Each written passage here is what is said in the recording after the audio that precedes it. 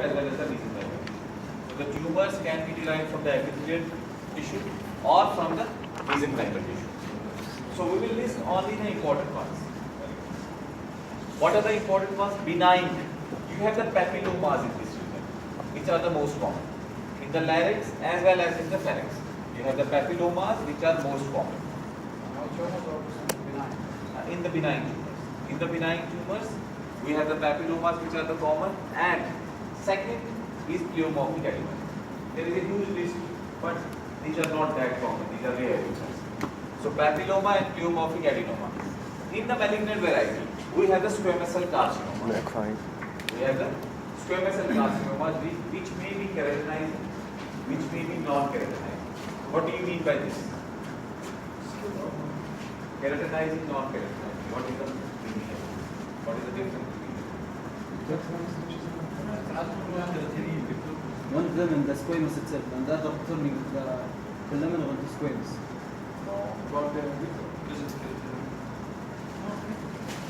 Presence of keratin, that is very simple.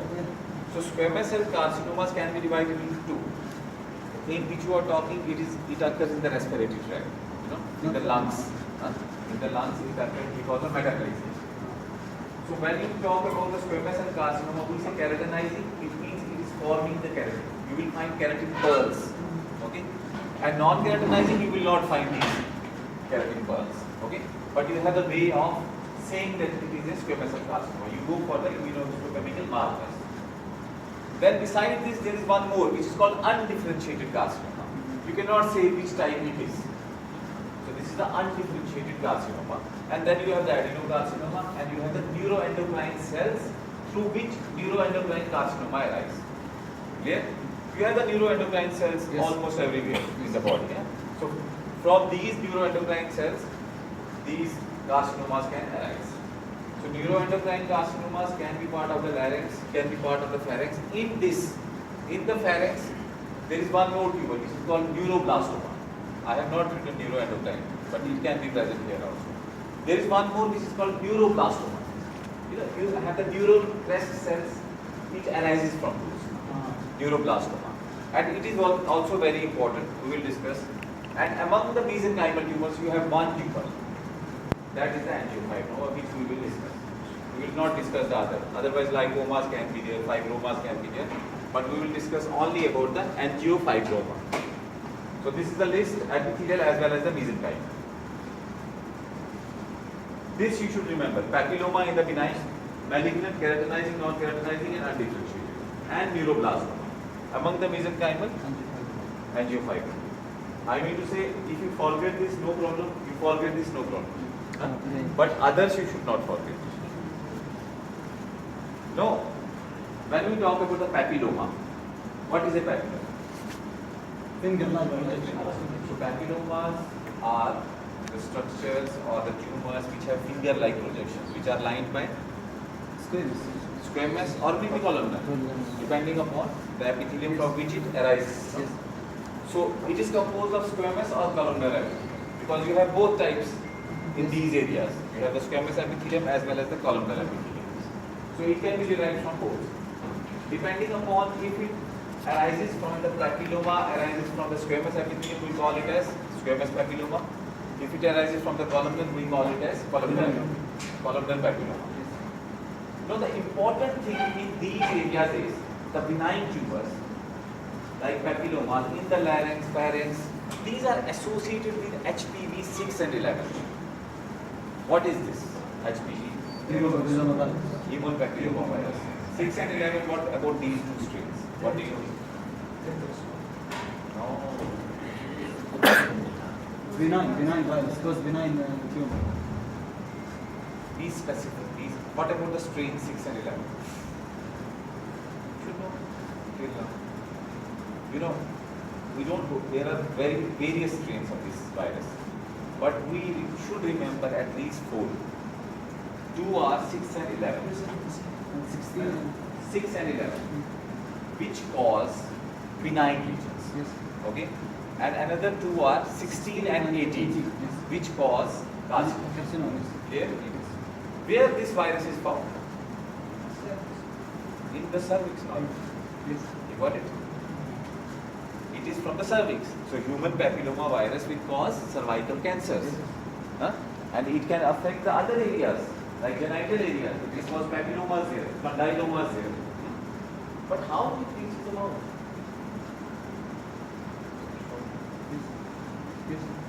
So it can reach the mouth through oral transmission, sexual oral transmission, oral sex. You should know about this thing, isn't it? So nowadays, even the oral cancers and other cancers in this area, what we find the HPV 611, and if you have the cancer, we find 1618. So you have to be very, very careful. Almighty Allah has, you do bad things. If a person does bad things, these things come with that. These HIV, what are these? Hepatitis, HPV. So Almighty Allah has given us indications, but still we don't learn. So this is 6 and 11. HPV, it is found in these regions. So it has a role in the pathogens. What are the types? We have the septal type, which arises from the nasal septum. It is the most common. Then we have the inverted papilloma, which is important biologically. We'll tell you why it is important. And another is the cylindrical, depending upon the shape. Cylindrical, septal and inverted. But we will discuss first the inverted papilloma. Inverted, inversion of the nipple, of the breast? Yes. What does it mean? Inside. Yeah. Instead of going out, it goes inside. Huh? So this normally papilloma grows like, this is the flat surface. Papilloma is growing. So it will grow like this, isn't it? Growing out.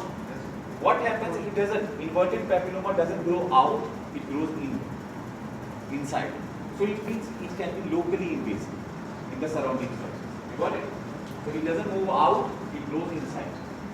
So papillomatous proliferation of the squamous epithelium, which extends into the mucosa, deeper into the mucosa rather than going out. So you will not find a projection. You will not find a papillomatous projection. You will find some swelling, but when you will cut it, you will see it is going inside. But it is having papillomas, papillomatous growths, like finger-like projection, but not going out, going inside the mucosa. So it is locally aggressive.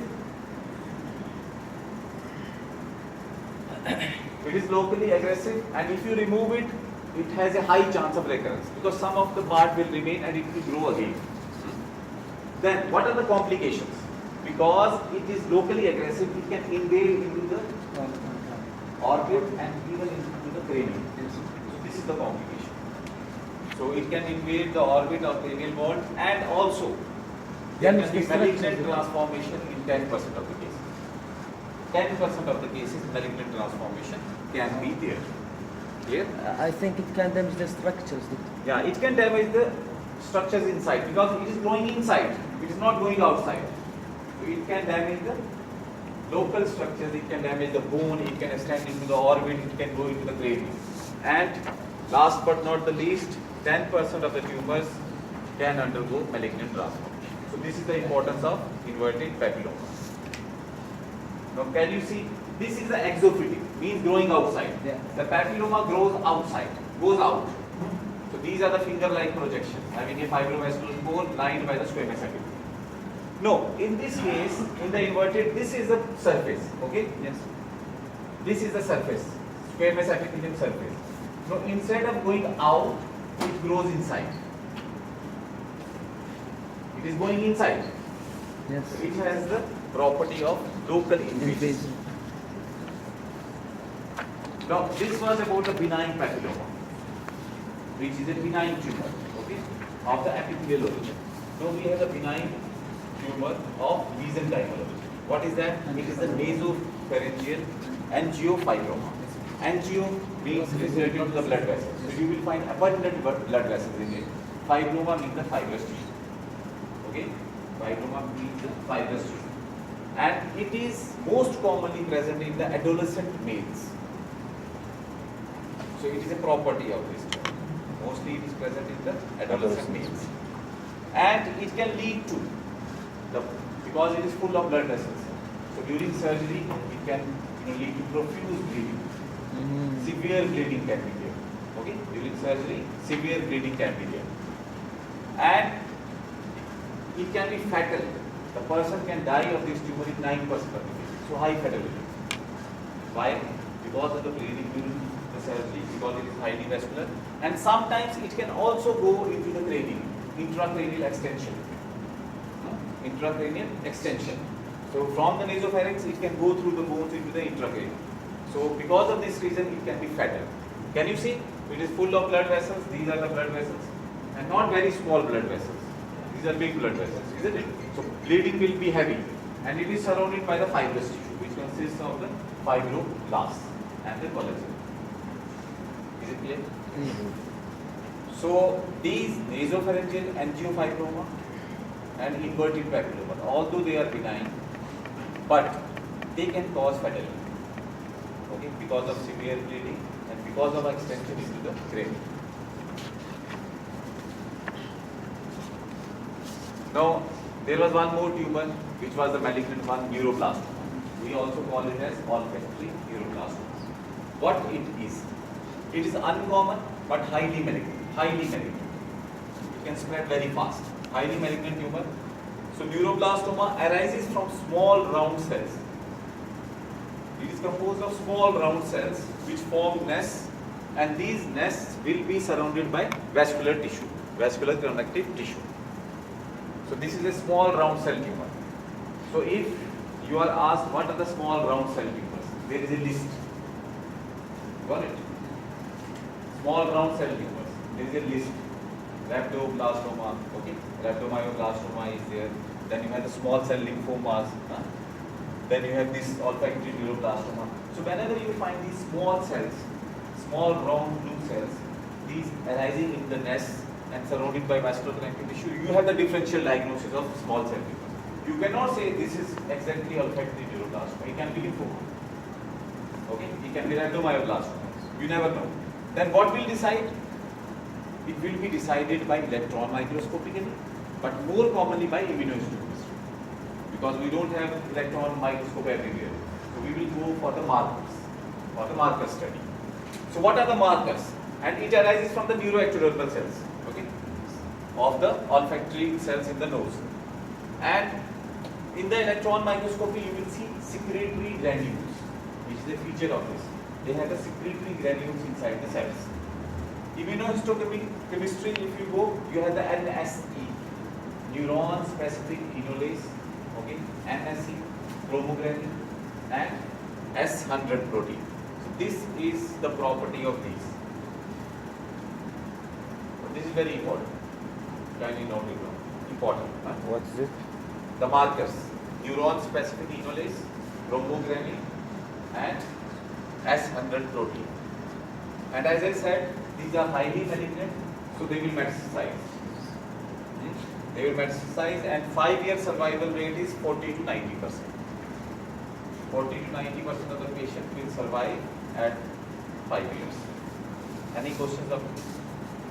So this is one of the small round cell tumors. You have to get to the diagnosis only by immunohistochemistry. So you go for the markers. The markers are NSC, S100, and chromogranule. So this finishes the tumors of the nose, nasopharynx. And this is, small round blue cells in nest separated by vascularized connective tissue. See here, this is the vascularized. You have the vessels. Connective tissue is separating these nests, tumor nests. These are small round blue cell tumors. No, doesn't finish the tumors. The malignant ones we have discussed, olfactory neuroblastoma, we discussed papilloma, angiofibroma. These were benign. Among the malignant, we discussed first the olfactory neuroblastoma. Now the second is nasopharyngeal carcinoma. This is a very important. So nasopharyngeal carcinoma, it has association with one of the viruses, which is called EBV. Which is called Epstein-Barr virus. What are the other tumors caused by Epstein-Barr virus? Okay. Non-Hodgkin lymphoma, which type?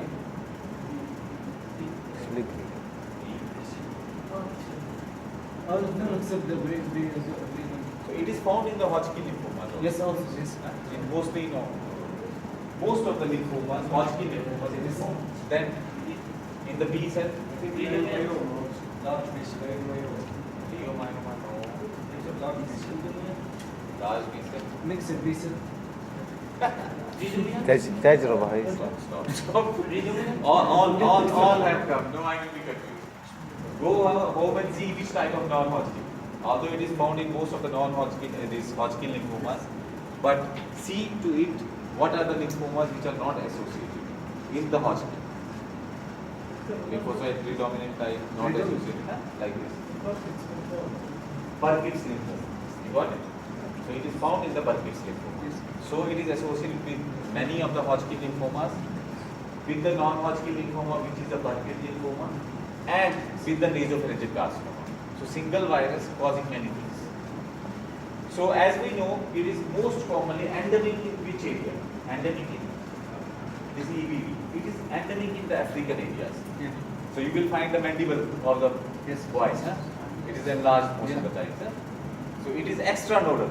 Burkitt lymphoma is extranodal most of the time. So here, if you go for nasopharyngeal carcinoma, we see three factors. One is the heredity.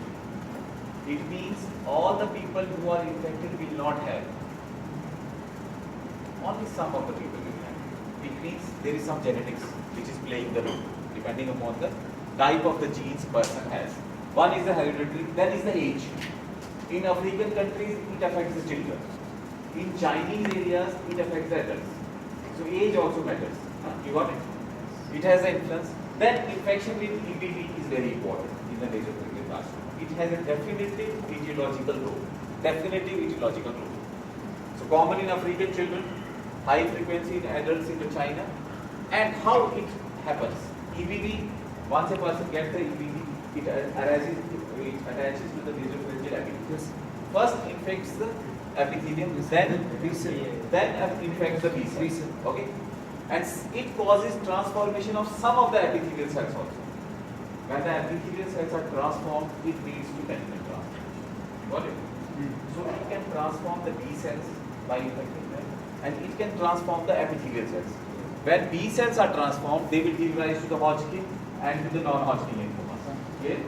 When the epithelial cells are affected, it will give rise to the nasopharyngeal carcinoma. Is it clear? Yes.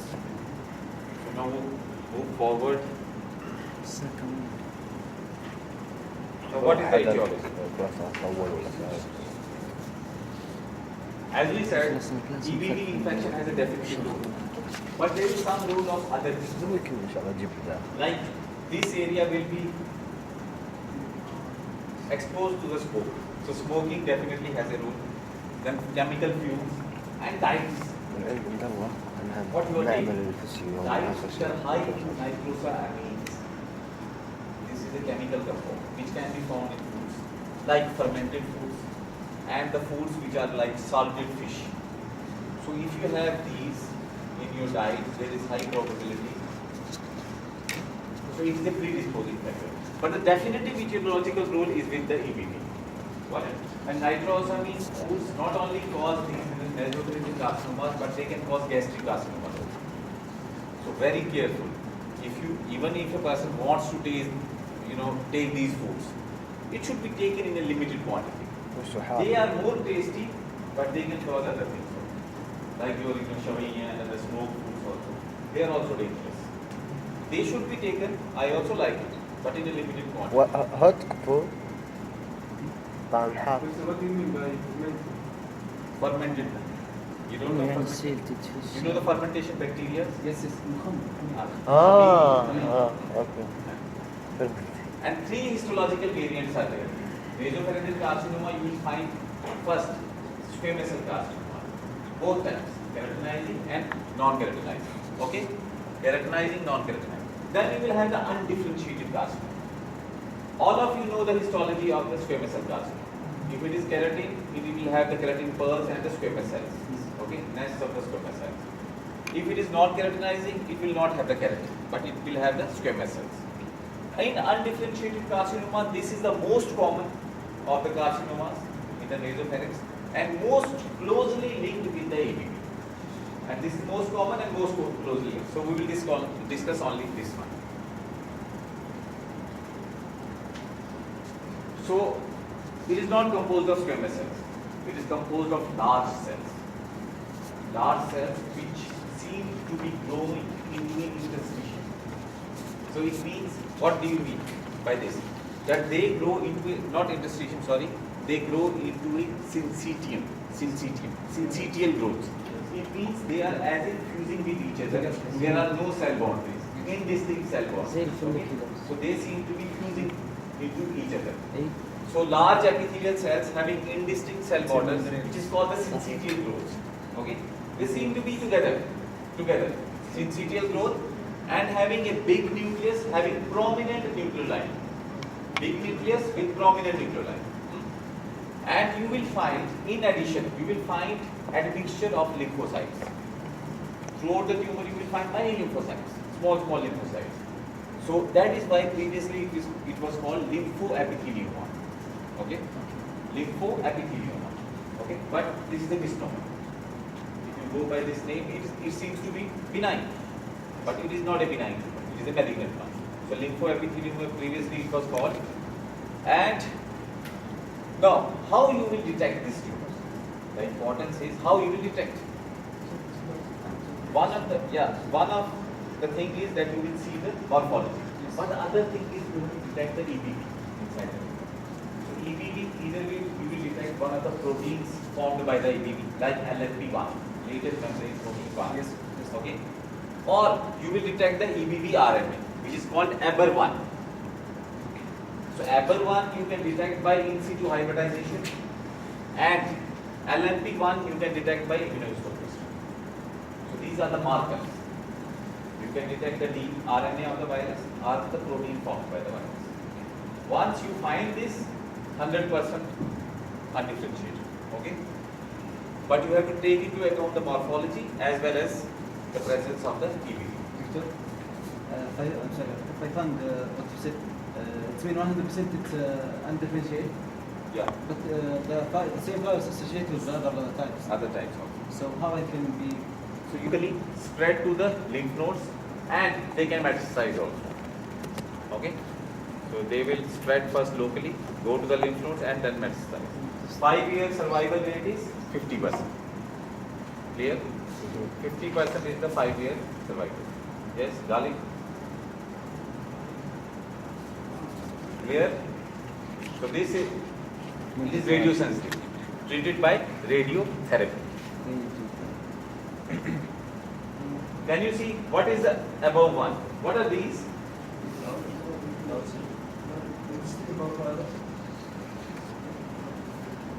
The fuse cells. What is this? lymphocyte, Ah, Is it giant cell. giant cell. Who said giant cell? Yes, good. And what are these? These are the lymphocytes, small. Lymphocyte. You see black, darker black, these are lymphocytes. And these are the cells which are growing into a syncytium. You see these cells, big cells. Can you see these big cells having a prominent nucleoli? Big cell, prominent nucleoli. So, but their cell boundaries are indistinct. They seem to be fused with each other. So this is, these are the big syncytium, and this is the lymphocytic infiltrate. And this is mitosis. Mitosis. Okay? This is the giant cell. mitosis? Yeah. Because of the fact that it is radiosensitive. You know why it is radiosensitive? Fast growing, Yes. and having a increasing number of mitosis. So this is the undifferentiated nasopharyngeal carcinoma. Now we finish the nasopharyngeal carcinomas, we go to the laryngeal carcinoma, laryngeal tumors.